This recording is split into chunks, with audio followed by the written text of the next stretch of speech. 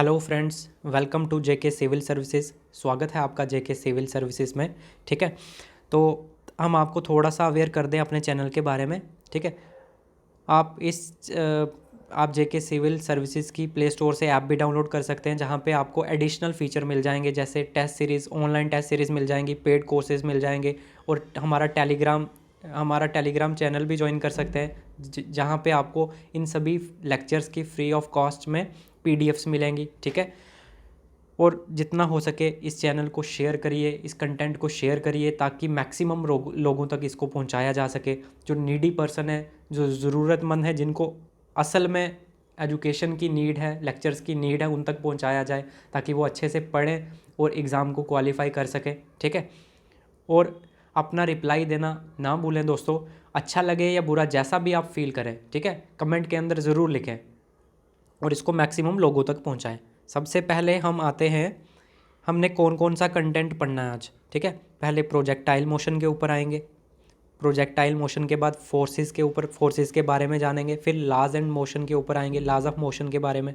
ठीक है, ये सारी चीज़ें डिस्कस करेंगे। फिर free fall of an object, उसके बारे में जानेंगे, क्या होता है ये फ्री फॉल।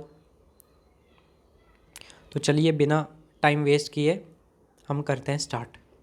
सबसे पहले आता है हमारा प्रोजेक्टाइल मोशन। क्या आता है? Projectile motion. अब क्या होता है ये प्रोजेक्टाइल मोशन?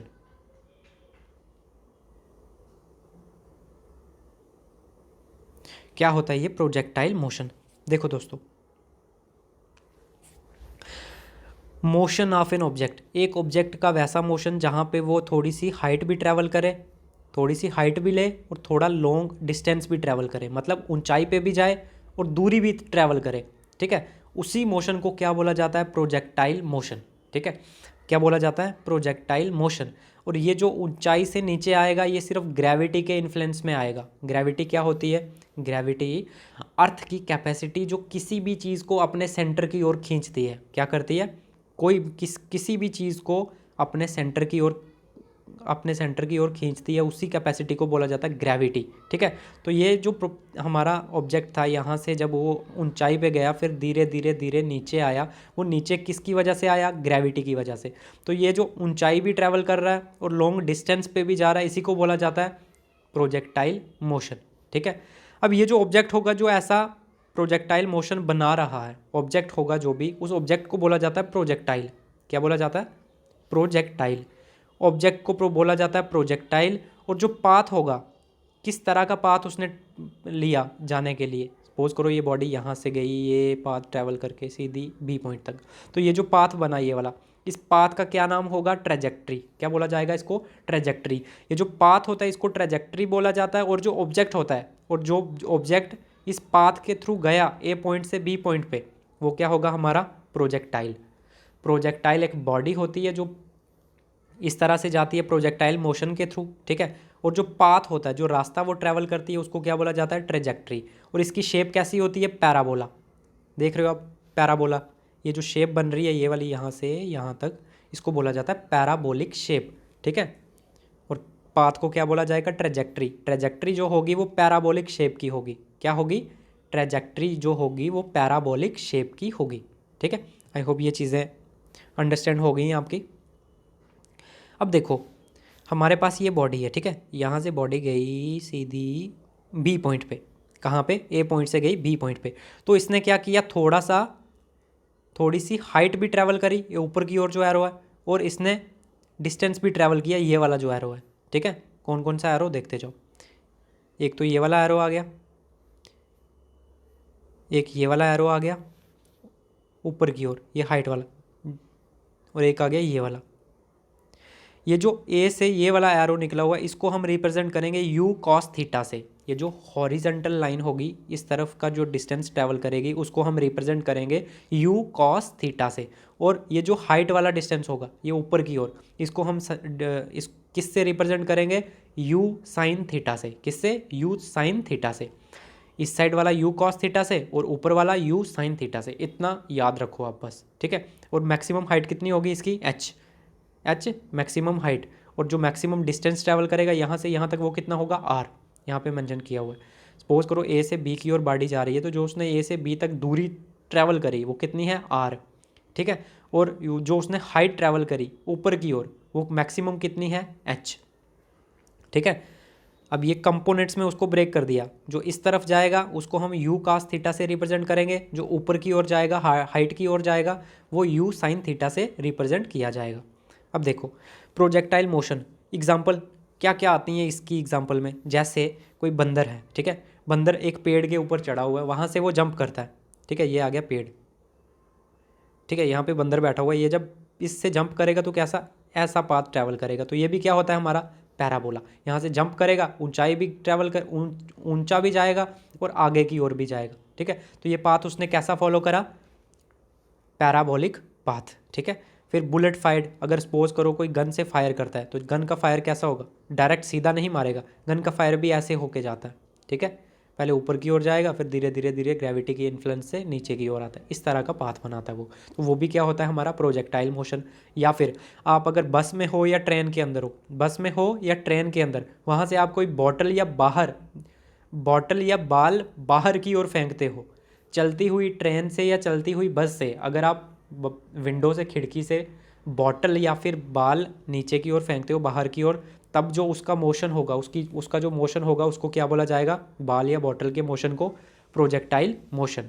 या फिर और क्या एग्जांपल है इसकी, बम ड्रॉप्ड फ्रॉम एन एरोप्लेन, अगर हवाई जहाज़ में आप उड़ रहे हो तो वहाँ से अगर आप बम गिराते हो तो उसका भी जो पाथ होगा, उसका भी जो मोशन होगा वो क्या होगा हमारा प्रोजेक्टाइल मोशन, क्या होगा प्रोजेक्टाइल मोशन। तो ये सारी की सारी क्या थी इसकी एग्जांपल्स। ये कुछ इंपॉर्टेंट फार्मूलाज हैं, ठीक है, जो इतने काम के नहीं है बट फिर भी देख लो। अगर हमें टाइम ऑफ फ्लाइट निकालना हो कि ए बॉडी को ए से किसी बॉडी को ए पॉइंट से बी पॉइंट पे जाना, तो उसको कितना टाइम लगा, ठीक है, जाने में, तो उसके लिए फार्मूला होगा 2u sin थीटा अपॉन 2, ये फार्मूला लगेगा। अगर उसकी हमने हाइट निकालनी है कि ऊंचा कितना गया वो, तो कितना आएगा u² sin square theta upon 2g, ठीक है, ये फार्मूला लग जाएगा। अगर उसकी मैक्सिमम हाइट निकालनी है तो कितना आएगा u² अपॉन 2g, ठीक है। रेंज निकालना है तो रेंज के लिए क्या आ जाएगा u² sin 2 थीटा अपॉन जी, और मैक्सिमम रेंज निकालना हो तो u² अपॉन जी। ये सारे के सारे थे फॉर्मूले, लेकिन हमें फॉर्मूले से कुछ लेना देना नहीं है यहाँ पे, ठीक है। ये JKSSB का एग्ज़ाम है तो यहाँ पे फैक्चुअल चीज़ें आती हैं। जैसे देखो अगर हमें मैक्सिमम रेंज निकालना है, मतलब कितनी दूरी पे वो मैक्सिमम जा सकती है, मैक्सिमम कितना दूर वो जा सकती है बॉडी, अगर वो निकालना है तो एंगल उसके लिए कितना रखना पड़ेगा 45 डिग्री। अगर हम किसी बॉडी को 45 डिग्री एंगल पे फेंकेंगे यहाँ से तो वो ज़्यादा से ज़्यादा दूरी ट्रैवल करेगी, मतलब ज़्यादा से ज़्यादा दूर जाएगी, ठीक है। रेंज के लिए एंगल कितना होना चाहिए, मैक्सिमम रेंज के लिए 45 डिग्री। और मैक्सिमम हाइट के लिए अगर उसकी ऊंचाई देखनी है कि मैक्सिमम ऊंची कितनी चीज़ जा सकती है, तो उसके लिए एंगल कितना रखना पड़ेगा हमें, एंगल 90 डिग्री। यहाँ से डायरेक्ट क्वेश्चन पूछे जाते हैं, मैक्सिमम हाइट के लिए एंगल कितना होना चाहिए, तो मैक्सिमम हाइट के लिए एंगल कितना होना चाहिए 90 डिग्री। और मैक्सिमम रेंज के लिए एंगल कितना होना चाहिए, मैक्सिमम रेंज के लिए अगर दूर पहुँचानी है तो 45 डिग्री, ठीक है।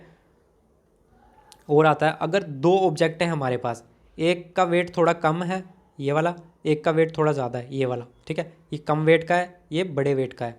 अगर दोनों को हम आगे की ओर फेंकते हैं उसी तरह से जैसे हमने कोई पत्थर फेंका, ठीक है, अगर हम दोनों चीज़ों को फेंकते हैं तो ये दोनों की दोनों ग्राउंड के ऊपर सेम टाइम पे पहुंचेंगी, एक जैसा टाइम लेंगी ग्राउंड पे पहुंचने के लिए, ठीक है। सिमिलरली अगर ये बिल्डिंग है, ठीक है, अगर इस बिल्डिंग से इस छोटी चीज़ को गिराएं और उसी हाइट की बिल्डिंग दूसरी बिल्डिंग से बड़ी चीज़ को गिराएं तो दोनों सेम टाइम पे ग्राउंड के ऊपर पहुंचेंगी, ठीक है। दोनों क्या करेंगी, एक जैसा टाइम लेंगी ग्राउंड के ऊपर पहुंचने को। ये फैक्ट्स हैं, कई बार पूछे जाते हैं, ठीक है, तो इन सभी फैक्ट्स को आप याद रखो। मैक्सिमम रेंज के लिए एंगल 45 डिग्री चाहिए, मैक्सिमम हाइट के लिए एंगल 90 डिग्री चाहिए। अगर एक छोटा ऑब्जेक्ट एक बड़ा ऑब्जेक्ट हम फेंकते हैं तो दोनों के दोनों ग्राउंड के ऊपर सेम टाइम पे पहुंचेंगे, जितना टाइम छोटा ऑब्जेक्ट लेगा उतना ही टाइम बड़ा ऑब्जेक्ट भी लेगा, ठीक है।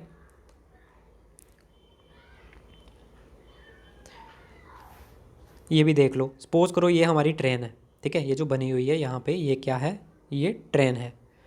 अगर ये ट्रेन है सपोज करो इसके अंदर पैसेंजर बैठे हुए हैं, ये वाले पैसेंजर, ये पैसेंजर बैठे हुए, ठीक है। अगर पैसेंजर कोई अंदर से विंडो से क्या करे, कोई बॉटल नीचे फेंके या कोई बॉल विंडो से नीचे की ओर फेंके तो क्या होगा, सॉरी,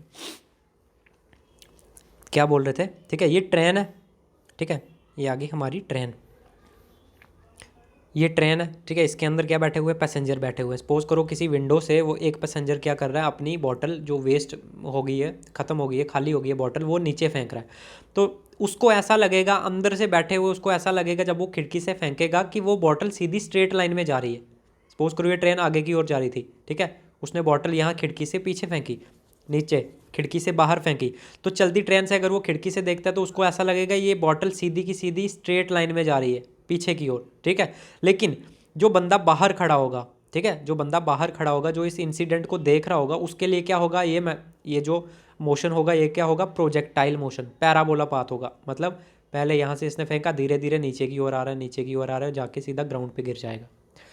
अंदर बैठे हुए पर्सन को ऐसा लगेगा कि ये स्ट्रेट लाइन में जा रहा है पीछे बॉटल, ठीक है। लेकिन जो बाहर पर्सन खड़ा होगा, किससे? ट्रेन से बाहर, जो देख रहा होगा इस इंसिडेंट को, उसके लिए क्या होगा? ये प्रोजेक्टाइल मोशन, ठीक है। पहले बॉटल यहाँ आई, फिर इससे नीचे नीचे नीचे नीचे जाती जाती सीधी ग्राउंड पे गिर गई, ठीक है। तो वहाँ उसके लिए, बाहर पैसेंजर के लिए क्या होगा? Projectile motion. और अंदर वाले के लिए क्या होगा? Straight line motion. नेक्स्ट आता है हमारा फोर्स। क्या होता है फोर्स?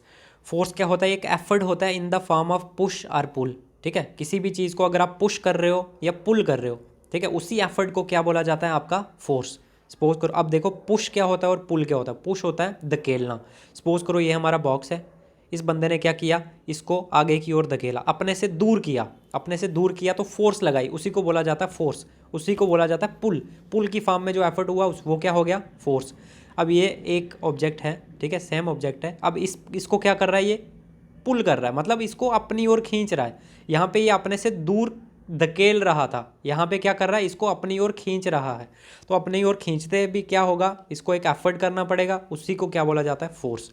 या तो पुश की फॉर्म में हो सकता है या फिर पुल की फॉर्म में, ठीक है। अब फोर्स क्या होती है? डायरेक्शन लग रही है तो ये वेक्टर क्वांटिटी है। क्या है? Vector quantity. और इसका एसआई यूनिट क्या होता है? न्यूटन।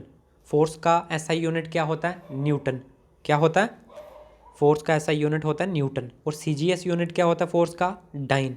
क्या होता है? डाइन। अब यहाँ पे क्या रिलेशन हो गया इसका? एक न्यूटन कितने डाइन के बराबर होगा? एक न्यूटन 10⁵ डाइन के बराबर है। कई बार क्वेश्चन पूछा गया कि एक न्यूटन कितने डाइन्स के बराबर होगा, तो एक न्यूटन 10⁵ डाइन्स के बराबर होगा। और एक न्यूटन की वैल्यू क्या होती है? 1 kg मीटर पर सेकेंड स्क्वायर। एक न्यूटन को आप 1 kg मीटर पर सेकेंड स्क्वायर भी बोल सकते हो, ठीक है। तो 1 न्यूटन कितने के बराबर होता है? 1 kg मीटर पर सेकेंड स्क्वायर, या फिर 1 newton is equals to 10⁵ dyne, ठीक है। दोनों का मीनिंग एक ही है। अब बात करते हैं fundamental forces in nature. Nature के अंदर, कुदरत के अंदर कितनी तरह की फोर्सेस हैं? तो मेनली इसको 4 टाइप्स में कैटेगराइज किया गया। कितनी टाइप्स में? 4 टाइप्स में इसको कैटेगराइज किया गया है। फर्स्ट आ गया gravitational force, weak nuclear force, electromagnetic force, फिर आ गया स्ट्रॉन्ग न्यूक्लियर फोर्स।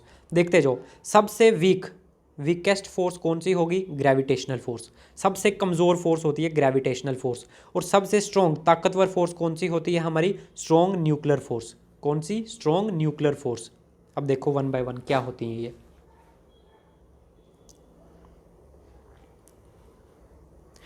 ये जो ग्रेविटेशनल फोर्स होती है ये क्या होती है? Weakest force. और ये इन एवरी ऑब्जेक्ट, ये हर यूनिवर्स के हर एक ऑब्जेक्ट के बीच में होती है। यूनिवर्स में कोई भी दो ऑब्जेक्ट है, उन दोनों के बीच में क्या होगी? Gravitational force. चाहे वो छोटे से छोटा ऑब्जेक्ट हो या बड़े से बड़ा, हमारा सन हो, मून हो, अर्थ हो, इन सभी के बीच क्या होती है? ग्रेविटेशनल फोर्स होती है, ठीक है। ये लॉन्ग डिस्टेंस फोर्स होती है, ये लॉन्ग डिस्टेंस के ऊपर ट्रैवल करती है। जितना ज़्यादा बॉडी का मास होगा, जितना बड़ा साइज़ होगा बॉडी का, उतनी ज़्यादा क्या होगी? उसकी ग्रेविटेशनल फोर्स होगी, ठीक है। और ये सबसे क्या होती है? वीकेस्ट फोर्स, इनमें से सबसे कमज़ोर फोर्स होती है। फिर बात करते हैं वीक न्यूक्लियर फोर्स, ठीक है। वीक न्यूक्लियर फोर्स ये किन के बीच में होती है? एलिमेंट्री पार्टिकल्स के बीच में, ठीक है। एलिमेंट्री पार्टिकल्स के बीच में जो फोर्स होती है उसको बोला जाता है वीक न्यूक्लियर फोर्स। जैसे इलेक्ट्रॉन, न्यूट्रिनो, इनके बीच में जो भी फोर्स होती है उसको बोला जाता है वीक न्यूक्लियर फोर्स, ठीक है। यहाँ पे मैं प्रोटॉन और प्रोटॉन और न्यूट्रॉन की बात नहीं कर रहा हूँ, जस्ट इलेक्ट्रॉन की बात कर रहा हूँ, ठीक है। प्रोटॉन और न्यूट्रॉन के बीच की फोर्स कौन सी होती है? स्ट्रॉन्ग न्यूक्लियर फोर्स, बहुत स्ट्रॉन्ग होती है वो, वहाँ उसकी बात नहीं कर रहा हूँ मैं अभी। फिर आता है इलेक्ट्रोमैग्नेटिक फोर्स। इलेक्ट्रोमैग्नेटिक फोर्स जो चार्ज पार्टिकल्स के बीच में होती है। किसके बीच में? चार्ज पार्टिकल के बीच में, जो पार्टिकल चार्ज होते हैं उन्हीं के बीच में जो फोर्स होती है उसको बोला जाता है इलेक्ट्रोमैग्नेटिक फोर्स, ठीक है। जैसे पॉजिटिव को पॉजिटिव के पास लाओगे तो क्या होगा? रिपल्शन होगी, एक दूसरे को दूर भगाएंगे। अगर पॉजिटिव को नेगेटिव की ओर लाओगे तो क्या होगा? अट्रैक्शन होगी, एक दूसरे को अपनी ओर खींचेंगे। वही फोर्सेस क्या होती हैं? Electromagnetic force. नेक्स्ट आता है स्ट्रॉन्ग न्यूक्लियर फोर्स, सबसे स्ट्रॉन्ग होती हैं ये, ठीक है। ये क्या करती हैं? न्यूक्लियस के अंदर जो भी हमारे प्रोटॉन और न्यूट्रॉन होते हैं, क्या क्या? प्रोटॉन और न्यूट्रॉन होते हैं, उनको बांध के रखती हैं, वो न्यूक्लियस से बाहर ना चले जाएं, ठीक है। न्यूक्लियस के अंदर जो भी फोर्स होती है वो क्या होती है? Strong nuclear force. वो प्रोटॉन और न्यूट्रॉन को अपने ओर पकड़ के रखती है। उन्हीं फोर्सेस को क्या बोला जाता है? Strong nuclear force. यहाँ पे न्यूट्रॉन और प्रोटॉन की बात की जा रही है न्यूक्लियस के अंदर, लेकिन इलेक्ट्रॉन यहाँ पे, इलेक्ट्रॉन के बारे में यहाँ पे बात की जा रही है।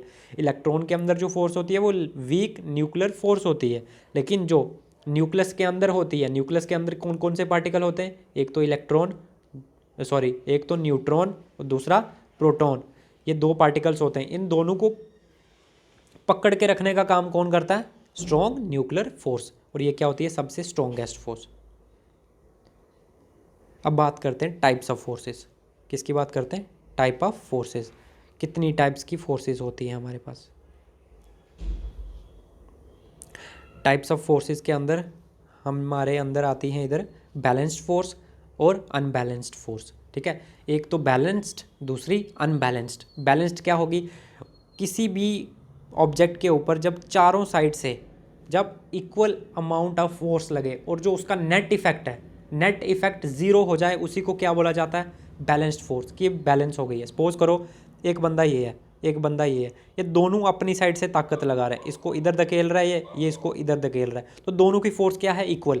तो इसकी भी इक्वल है, इसकी भी 10 न्यूटन लग रही है, सपोज इसकी भी 10 न्यूटन लग रही है, ठीक है।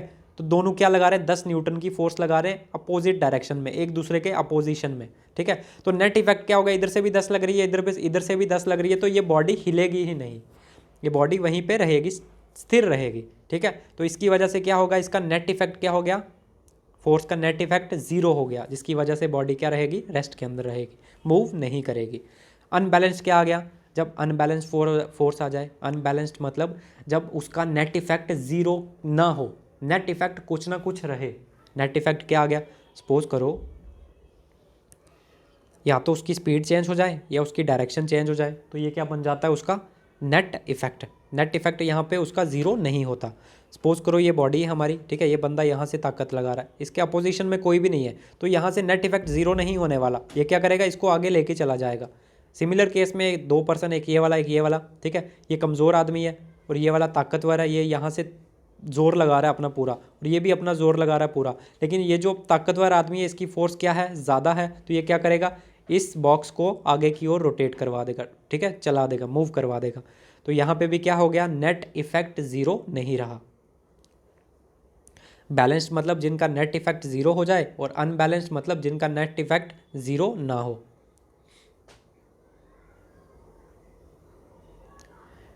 अब फोर्सेस को वापस से दो तरह में, टू टाइप्स में क्या किया गया? कैटेगराइज किया गया। पहले हमने पढ़ा बैलेंस्ड और अनबैलेंस्ड, फिर आती है इसकी कॉन्टैक्ट और नॉन कॉन्टैक्ट फोर्सेस। कौन कौन सी? कॉन्टैक्ट और नॉन कॉन्टैक्ट फोर्सेस। कॉन्टैक्ट नाम से ही आपको पता चल रहा है कि जिनके बीच में कॉन्टैक्ट हो, फिजिकल रिलेशन हो, फिजिकल टच हो, ठीक है, वहाँ पे जो फोर्स लगेगी उसको बोला जाएगा कॉन्टैक्ट फोर्स। और जहाँ पे फिजिकल टच ना हो, एक दूसरे के टच में ना आए, तब कोई फोर्स लगे, उसको बोला जाता है नॉन कॉन्टैक्ट फोर्स या फिर फील्ड फोर्स, ठीक है। इसके अंदर कौन कौन सी आ जाती हैं? कॉन्टैक्ट फोर्स के अंदर जहाँ पे हमें कॉन्टैक्ट लगाना ही लगाना पड़ता है, अप्लाइड फोर्स। आप किसी चीज़ के ऊपर जोर लगा रहे हो तो वो किसकी कैटेगरी में आ जाएगी? Contact force. फ्रिक्शनल फोर्स, ठीक है, बॉडी के अंदर फ्रिक्शन होती है, एक बॉडी दूसरी बॉडी को रोटेट करवाने से रोकती है, तो वो दोनों क्या होती हैं? टच में होती हैं एक दूसरे के, तो वहाँ पर भी क्या आ गया? Contact force. मस्कुलर फोर्स, जो हम अपने मसल्स का यूज़ करवा के फोर्स लगाते हैं किसी भी चीज़ के ऊपर, तो वो भी क्या आ गई? हमारी कॉन्टैक्ट फोर्स। और नॉन कॉन्टैक्ट फोर्स क्या आ गई? इनको फील्ड फोर्स भी बोला जाता है, जो कांटेक्ट के बिना लगाई जाए, जैसे हमारी ग्रेविटेशनल फोर्स। ग्रेविटेशनल फोर्स क्या, दूर से ही फोर्स लगा रही है, ठीक है। फिर मैग्नेटिक फोर्स, मैग्नेट देखा होगा, चुंबक एक दूसरे के पास लेके जाते हो और दूर से ही टच होने के बिना ही क्या करता है, फोर्स एक्सर्ट करता है दूसरे पार्टिकल पे, दूसरे मटेरियल पे। और नेक्स्ट आ गया हमारा इलेक्ट्रोस्टैटिक फोर्स, जो चार्जेस के बीच में होती है, ठीक है। जो चार्जेस के बीच में होती है वो भी क्या होती है, हमारी फील्ड फोर्स या नॉन कॉन्टैक्ट फोर्स। ये आ गया फ्री फॉल ऑफ ऑब्जेक्ट, ठीक है। ये कल डिस्कस करेंगे, आज के लिए काफ़ी है, ठीक है। Okay, thank you.